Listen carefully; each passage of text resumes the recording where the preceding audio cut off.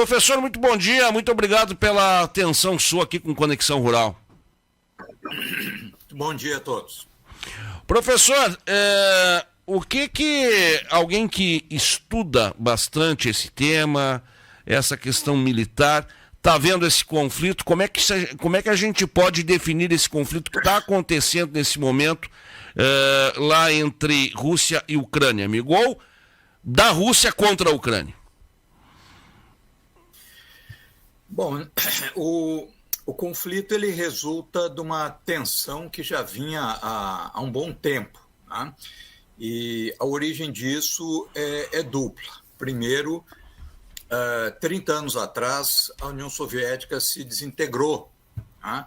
E essa desintegração ela legou muitos problemas. Era tudo um país só, com uma logística só.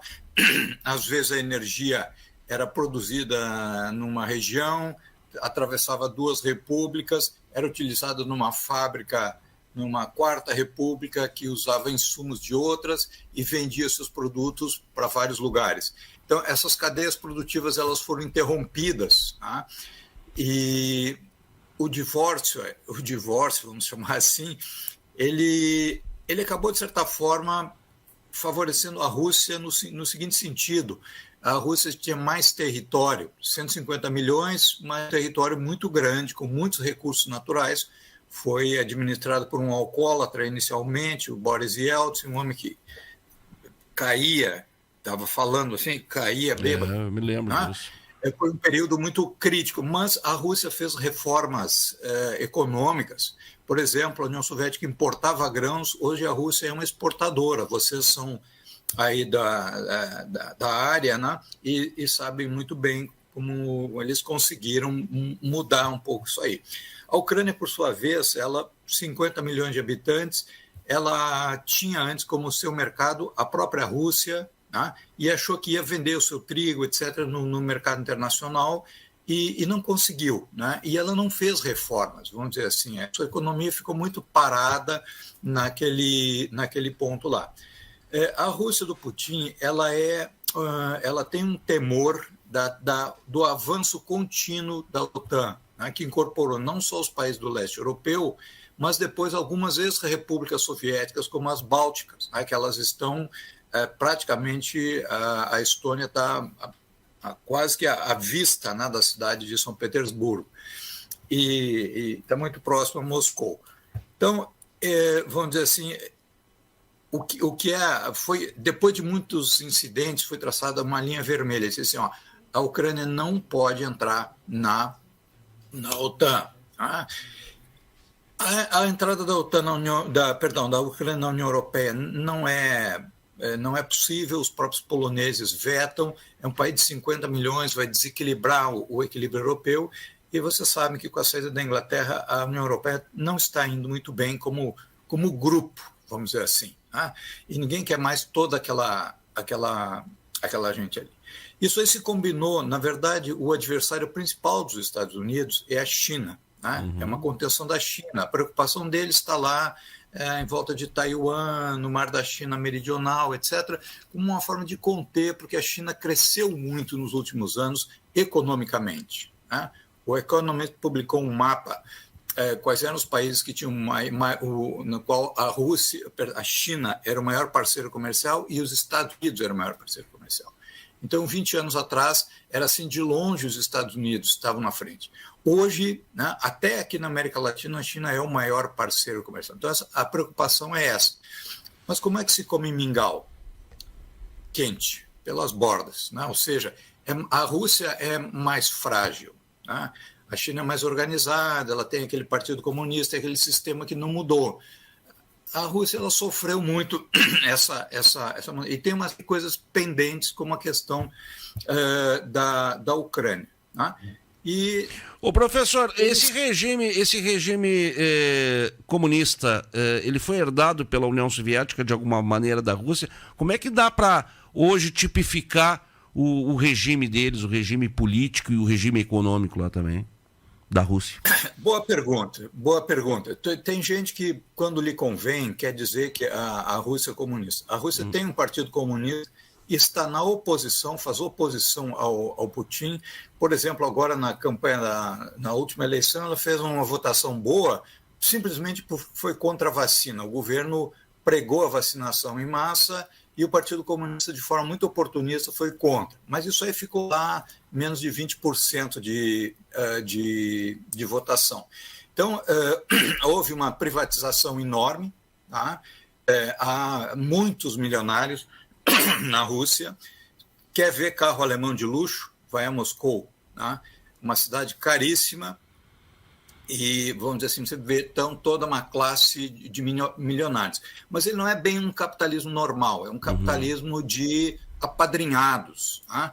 Onde o Estado recuperou algumas posições estratégicas, porque essas empresas russas, muitas delas se internacionalizaram e não sobreviveriam sem o apoio do governo. Por exemplo, a Gazprom, tá? E a empresa de petróleo também, elas são empresas multinacionais hoje, né? Elas exploram petróleo em outros países. Por exemplo, o interesse deles no Maduro não é pelo regime daquele país, mas porque eles assinaram, por conta dos embargos que a Venezuela sofreu, só a Rússia aceitou fazer contratos de petróleo. Então, se o Maduro cai, eles perdem os contratos de petróleo que tem no país. Aí e o interesse deles é... Aí que eu ia lhe perguntar uma coisa, professor. Essa semana foram anunciadas uma série aí de medidas no sentido de bloquear ativos, patrimônio, até inclusive do próprio presidente. Mas vamos dizer, essa oligarquia russa, professor, ela acaba fazendo uma pressão interna para que acabe logo isso aí. Até que ponto isso aí pode demover o Vladimir Putin de avançar nesse delírio de tomar não só a Ucrânia, mas outros territórios até, né? O objetivo dele, básico, é que, primeiro, que a Ucrânia assine uma... Estamos aqui com um guarda latindo. Parece o Vladimir Putin até esse cachorro, hein, professor? Tá acuando bastante, né? É um pastorzão aqui que mantém a segurança da casa. Eu moro numa zona meio erma aqui. Mas é o seguinte, o desejo do Putin é que a Ucrânia assine um acordo de neutralidade, que ela não integre pactos militares e nem tenha armas ofensivas e, claro, reconheça a anexação da Crimeia. O que ele quer é que a Crimeia seja reconhecida como território. O que ele vai oferecer para os ucranianos e que talvez nos interesse e interesse também aos oligarcas, como você chamou. Eles criaram lá a União Econômica Eurasiática, uma espécie de bloco econômico, né, que tem o Cazaquistão, a Rússia, mais algumas repúblicas ali da Ásia Central, a Bielorrússia, e a Ucrânia, em 2014, assinou. Né? A Ucrânia tem uma dívida de gás, por exemplo, de anos que ele não está pagando o gás que recebe da Rússia, e lá o inverno não é brincadeira. Não. O minuano lá pega forte também, tá? E com neve. Então, eles, vamos dizer assim, eles vão oferecer vantagens de integração econômica para que eles não oscilem para o lado. Né? Então, para isso, eles precisavam lá que o governo fosse sensível. Eu acho que a guerra deve ser curta, eles não têm força suficiente, não é mais a velha Rússia soviética que todo mundo abraçava. Né? O serviço militar não é algo muito popular, tá? Então eles têm dificuldades de recrutamento, a gente estuda isso na escola de comando, a estrutura. Eles têm uma doutrina terrestre que interessa muito ao Brasil conhecer, como é que você protege a Sibéria, como é que o Brasil protege a Amazônia, né? Esse tipo de coisa assim que temos em comum, mas eles não têm aquela capacidade de mobilização. Eles têm armas muito boas que herdaram da União Soviética, têm tecnologias de mísseis, etc., mas a função é uma guerra curta e obter uma vantagem e negociar. Então, eles passam um pouco do limite. Por que está invadindo esses outros territórios?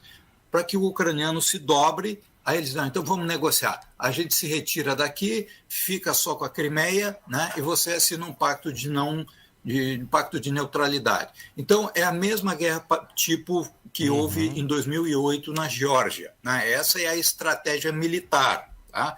E ele aproveitou que as potências ocidentais estavam blefando e o russo gosta muito de jogar xadrez. Né? O xadrez é conhecidamente um esporte. Então, ele resolveu eles bancar a aposta. Vocês querem guerra? Então eu vou fazer. Eu quero ver qual é a resposta. E a resposta foi PIF. Então, esses embargos é apenas uma coisa para salvar a face. Primeiro, porque ele atinge pouca coisa, esses pessoais sabem esconder o seu dinheiro. E se antecipa Segundo também, lugar, né, professor? E se antecipa até essas medidas, né? E eles já estão sob embargo há muitos anos. E aí vem 2 tiros no pé que o Ocidente provocou com essa história. É o seguinte: eles vão se aproximar mais ainda da China, perdão. Eles têm como exportar para a China precisa das coisas deles, mas eles têm também um pouco de medo porque a China cresce muito. Eles não querem ser o junior partner, né? Eles não querem ser o parceiro pequeno da China. Então, vamos dizer assim, mais o Ocidente empurra, mas eles se agarram com a China meio a contragosto. E isso aí, nesse momento, eu acho que é negativo para o Ocidente. Parece que anteontem mesmo os chineses já fizeram sobrevoos em cima de Taiwan, enquanto os outros estavam distraídos lá. Então, ou seja, não é um quadro bom. Que a situação não é muito diferente, né? Em relação, claro, deve ter suas diferenças, mas a China em relação a Taiwan não é muito diferente do que é a Rússia em relação à Ucrânia, né? Não é. Mas a última coisa é o seguinte: quem não quer um passaporte europeu? Então, no momento que a União Europeia declara que os ucranianos são vítimas, né, e eles estão sendo atacados, estão correndo perigo, o que já começou a acontecer? Ônibus e ônibus de pessoas pegam a sua malinha e vão para a Polônia, a Hungria, a Eslováquia, a Romênia, que são países da União Europeia que estão na fronteira. Então, eles já estão se apresentando ali como sendo refugiados. Muitas dessas pessoas nem estão em zona de guerra, não tem problema nenhum. Mas o que eles aproveitam a oportunidade? A hora de pegar um passaporte europeu é agora. E os Estados Unidos também disseram que vão buscar, vão aceitar refugiados ucranianos. Então, todo mundo que vai querer um emprego melhor vai se mandar. E isso vai enfraquecer a Ucrânia. Professor, não faltou uma resposta mais rígida, e eu já entrando nesse aspecto mais bélico. Se os Estados Unidos e o Serviço de Inteligência norte-americano tinham essa informação de que haveria essa invasão, e a grande verdade é que o Biden vem cantando essa pedra faz 3 meses, vai haver, ninguém acreditava, vai haver, houve. Não seria, ou teria como, por exemplo, haver uma maior proteção interna da Ucrânia para que não houvesse esse tipo de coisa, ou seria impossível? Olha, acho que o nosso público aqui, né, que é um público acostumado a meio rural, conhece a expressão boi para piranha. Né? Eu acho que a Ucrânia ela foi usada como boi para piranha. Né? Provocar a Rússia a tomar um ato desse, ser condenada mundialmente e sofrer mais sanções, etc. Né? Porque, do ponto de vista militar, volto a insistir, o objetivo deles, estão concentrando forças contra a China. Né? 2, eles acabaram de sair do Afeganistão, 6 meses atrás, de uma forma que foi muito vergonhosa. Né? Simplesmente saíram de madrugada e não avisaram ao governo que eles tinham implantado lá dentro. Viraram as costas.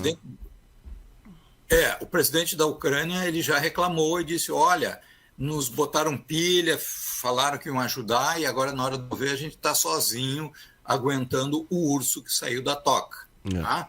Então, vamos dizer assim, não há uma possibilidade, e inclusive na União Europeia, tem muitos daqueles países que estão fazendo discurso, mas eles vivem, por exemplo, a Alemanha. A Alemanha é um país que mantém uma economia pujante, é a economia melhor da União Europeia, né? Mas vai ver onde é que está a maior parte dos negócios deles hoje. Está com a Rússia e com a China. A maior fábrica da Volkswagen em Xangai, o número, como eu disse, assim, é impressionante a imagem das ruas de Moscou, a quantidade de carros alemães de luxo. E na Alemanha se vê tanto carro de luxo assim, vê que ali tem uma elite endinheirada que consome. Eles precisam do gás. Né?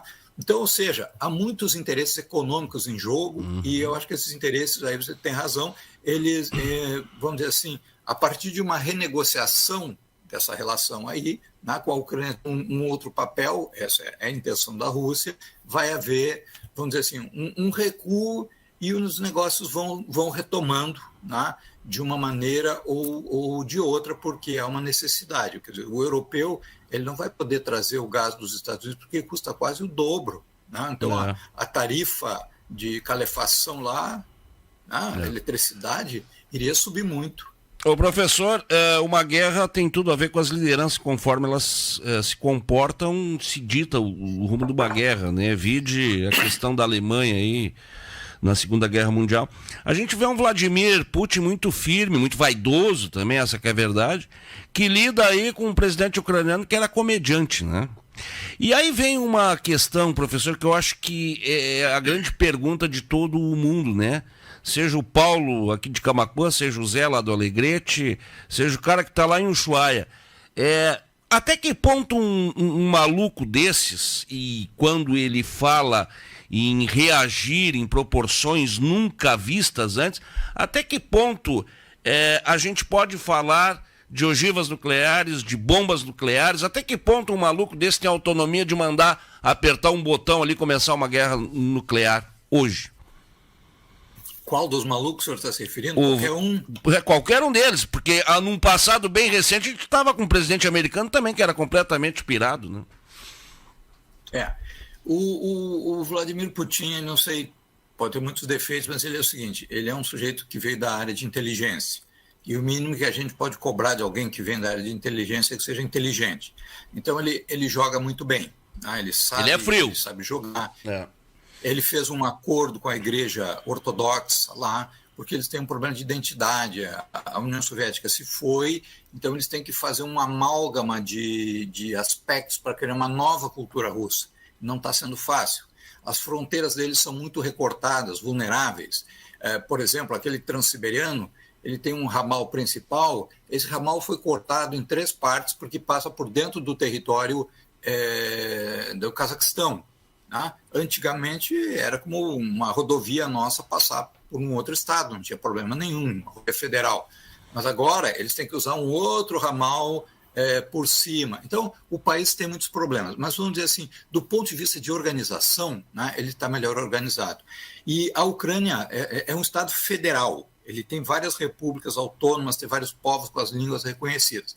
Agora, a Ucrânia ela tenta construir uma identidade nova, sendo que ela quase não é diferenciada da Rússia. A Rússia começou em Kiev, né? Então a Ucrânia é fatiada em 3, assim. Aquele leste e o litoral, a maioria da população é russa. O centro, ali onde está Kiev, é uma população ucraniana, vamos dizer assim, normal e que aceitaria qualquer coisa.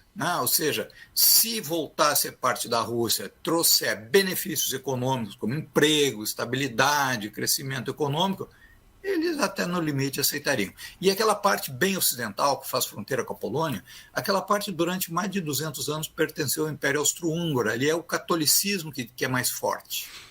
Eles, inclusive, foram meio próximos aos alemães na Segunda Guerra Mundial. Ali, aquele grupo é um grupo nacionalista. Então, não só o presidente, a liderança é fraca, o povo votou por desprezo ao sistema político. Como é que tinha aqui no Brasil o tal de Cacareco, que era um hipopótamo uma vez nos anos 60, eu acho, que elegeram o Cacareco, que era um hipopótamo que tinha nascido lá num zoológico, do Rio. Teve o Tiririca recentemente.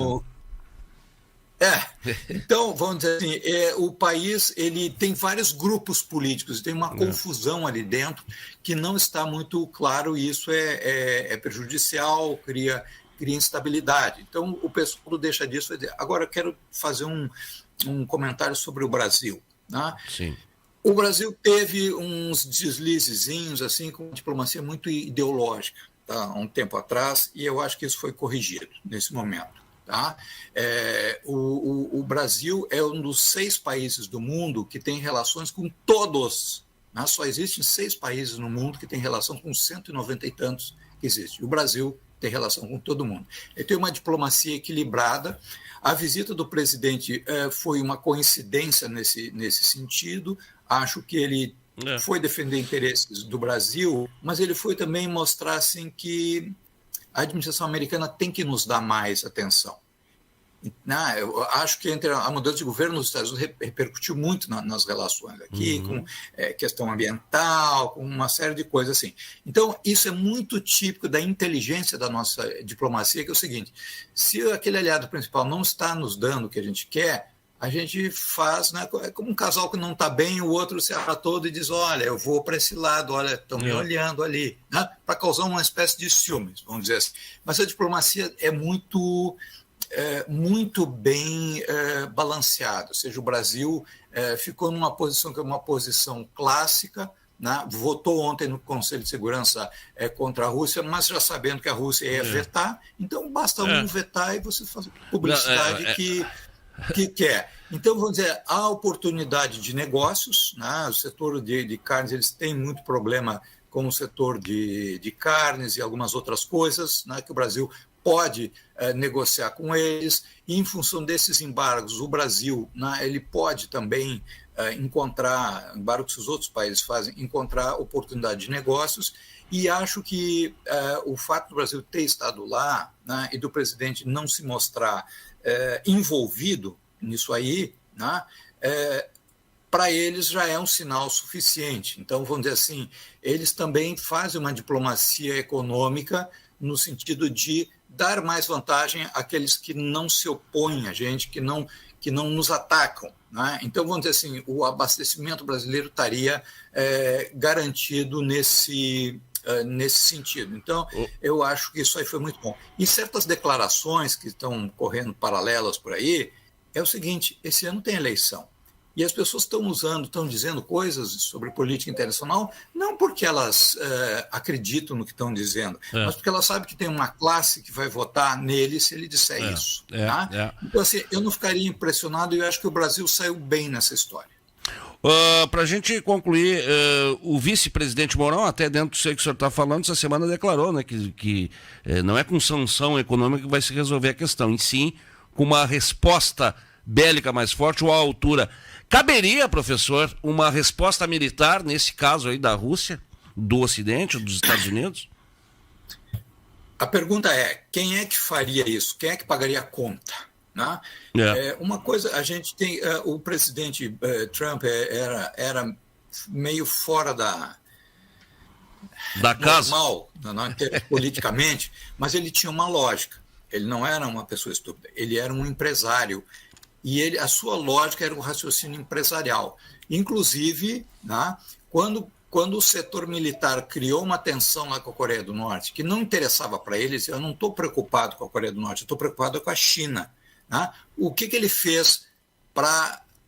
ele vendo que tinha uma cadeia de comando que não obedecia. Ele foi esperto, ele foi lá e encontrou o presidente da Coreia do Norte, né, e lá tiraram fotos, uma coisa que é absolutamente impensável. Né? Ele conseguiu desarmar um conflito. Então ele disse assim, nós estamos com um déficit imenso, nós nos metemos em todas as guerras que existem por aí. Tá? Então, assim, vai fazer uma operação contra um país que tem tecnologia militar forte, os tais de mísseis hipersônicos agora são a grande coqueluche, eles estão na frente. Isso daria um prejuízo muito grande. E mais, quem é que vai sustentar, em caso de ter uma guerra e a Ucrânia ser muito destruída, quem é que vai sustentar 50 milhões de ucranianos? Vai ter dinheiro para um plano Marshall para botar ali e levantar a Ucrânia? Não me parece. Né? Então, ou seja, está sendo usado algo próximo da Rússia, onde a Rússia é vulnerável, né, para fazer uma pressão sobre a Rússia. Então, no final disso, nós vamos ter algum acordo diplomático. Lamentavelmente, pessoas estão morrendo, propriedades estão sendo destruídas, mas é uma guerra que também tem limites, porque existe dentro da Ucrânia um número de russos que vivem lá igual ao número de ucranianos que vivem na Rússia. Quem está no ministério em Moscou, quando o país ficou independente, ele não saiu daquele ministério lá que ele tinha um cargo alto para ser um ninguém na Ucrânia. Tá? Então, é bem possível nesse momento que soldados conscritos da Rússia sejam de família ucraniana. E do outro lado você tem soldados de família russa, né, de cultura russa, que estão alistados no exército ucraniano e são obrigados a lutar. Então, assim, a guerra não é uma guerra popular, há alguns grupos extremistas de um lado, há um interesse geopolítico do outro, né, e vai haver alguma negociação e uma acomodação. Eu não vejo uma guerra muito prolongada. Tá? Vai ter muito teatro. Tem muito teatro em cima disso também. Professor, mais do que uma aula de história aqui, o senhor nos dá uma aula de isenção, uma aula e uma lição de como os assuntos precisam ser tratados de forma racional e não passional. E o senhor viajou por todas essas lideranças aí, por todo esse pessoal, sem aquela coisa, porque fulano, sem emblematizar, né? A coisa que hoje a gente está... Como a gente tem isso hoje, né? Fulano fez determinado... Não, é porque fulano é isso, é aquilo. E como a gente está precisando disso, eu quero lhe agradecer muito, desejar um bom fim de semana e dizer que a gente vai incomodar o senhor outras vezes aí, meu amigo. Pode contar sempre com a minha isenção e a minha objetividade, porque o meu interesse não é botar rótulo em ninguém, mas ajudar o Brasil a compreender o mundo e fazer os negócios certos. Nos ajudou mais um pouco hoje, eu que agradeço. Bom carnaval pro senhor. Para vocês também. Somos a força que move o agro que é feito de gente sem igual. E sonha, trabalha e realiza. Expo Direto Cotrijal. Expo Direto Cotrijal. Expo Direto Cotrijal. Expo Direto Cotrijal, de 7 a 11 de março em Não Me Toque. Patrocínio Banco do Brasil, Caixa, Governo Federal. Realização Cotrijal.